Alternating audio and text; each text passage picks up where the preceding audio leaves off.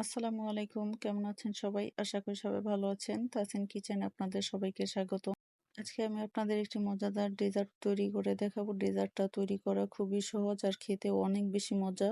Dessert তো আমরা কম বেশি সবাই খাই, সবাই অনেক বেশি পছন্দ করি। তো এই ডেজার্টটা বানালে সবাই অনেক বেশি পছন্দ করবে। আশা করি ডেজার্টটি আপনাদের অনেক বেশি ভালো লাগবে। তো চলুন রেসিপিটা শুরু করি।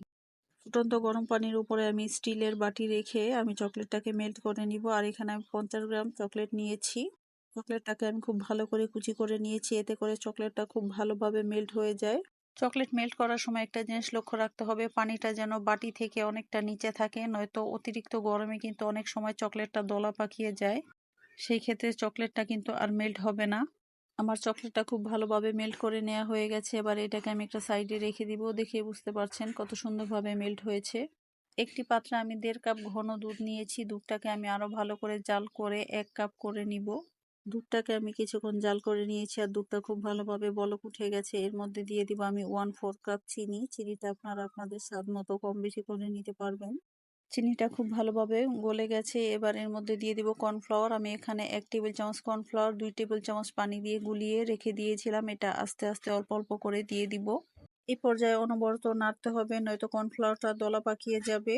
এবার এর মধ্যে দিয়ে দেব আমি হোয়াইট চকলেটটা, যেটাকে আমি মেল্ট করে রেখেছিলাম। সেই হোয়াইট চকলেটটা এটাতে আমি মিলিয়ে নিব। চকলেটটাকে আমি অল্প অল্প করে দিয়ে দিব আর খুব ভালো করে নেড়ে চেড়ে মিশিয়ে নিব। চকলেটটাকে আমি খুব ভালো করে মিশিয়ে নিয়েছি। এবার এর মধ্যে দিয়ে দেবো 1 চা চামচ ভ্যানিলা এসেন্স। ভ্যানিলা এসেন্সটা আপনারা চাইলে বাদ দিতে পারবেন, আমি একটু স্বাদের জন্য দিয়েছি। মিশ্রণটা অনেকটা ঘন হয়ে এসেছে। এর মধ্যে দিয়ে দিব আমি চীনাবাদাম। এখানে আমি 50 গ্রাম চীনাবাদাম ব্যবহার করেছি।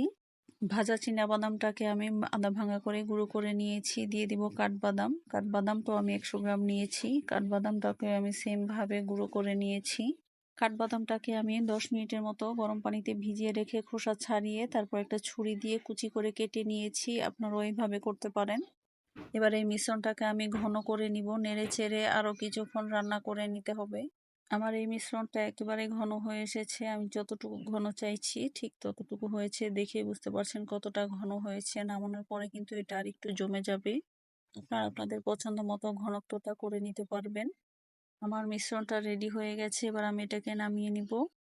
চুলে একটা প্যান বসিয়ে দিয়ে প্যানে দিয়ে দিব আমি 1.5 কাপ ড্রাই নারকেল। এই নারকেলটা আপনার সুপার শপে পেয়ে যাবেন। নারকেলটাকে কিছুক্ষণ ভেজে নিব, প্রায় 1 থেকে 1.5 মিনিটের মতো ভেজে নিব। আর নারকেলটা কিন্তু অনবরত নাড়তে থাকতে হবে, নয়তো পুড়ে যাবে।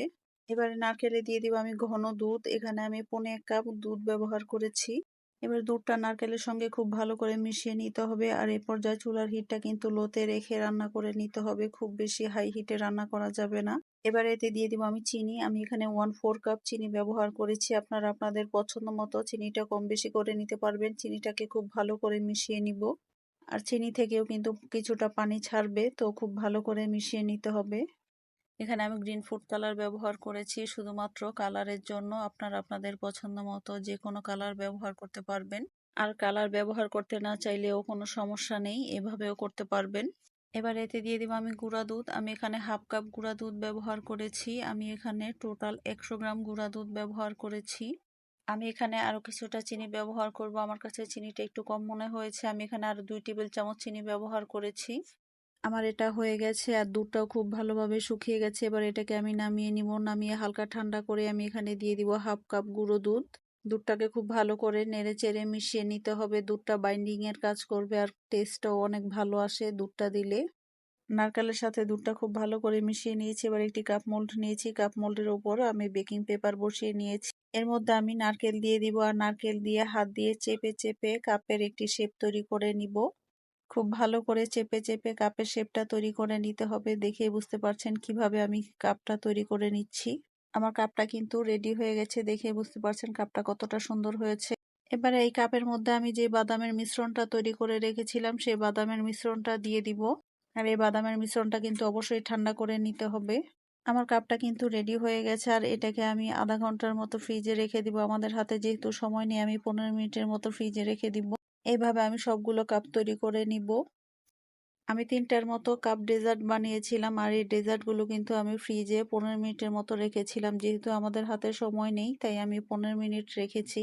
এবারে ডেজার্ট থেকে আমি বেকিং পেপারটা সরিয়ে নিব। আর এই কাজটা খুবই সাবধানে করতে হবে, নয়তো ভেঙে যাবে, যেহেতু এটা একটু নরম আছে। আপনারা আধা ঘন্টা বা ১ ঘন্টা ফ্রিজে রেখে ঠান্ডা করে নিবেন, তাহলে এটা আরো জমে যাবে। আমাদের হাতে যেহেতু সময় নেই, আমি একটু তাড়াতাড়ি বের করে নিয়েছি।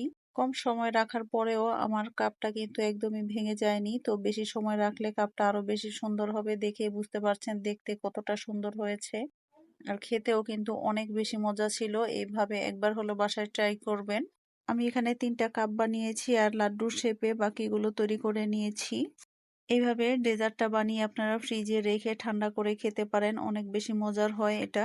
ভিডিওটি ভালো লাগলে অবশ্যই একটি লাইক দিবেন। আমার চ্যানেলটি সাবস্ক্রাইব করে পাশে থাকবেন। ফেসবুক পেজ থেকে দেখে থাকলে পেজটি ফলো করবেন। ভিডিওতে বেশি বেশি লাইক, কমেন্ট, শেয়ার করবেন। আর যারা এতক্ষণ পর্যন্ত আমার ভিডিওটি দেখেছেন তাদের সবাইকে অনেক অনেক ধন্যবাদ জানিয়ে আজকের মতো বিদায় নিচ্ছি। দেখা হবে পরবর্তী কোনো ভিডিওতে। সেই পর্যন্ত আল্লাহ তাআলা সবাইকে ভালো রাখুক, সুস্থ রাখুক। আল্লাহ হাফেজ। আসসালামু আলাইকুম।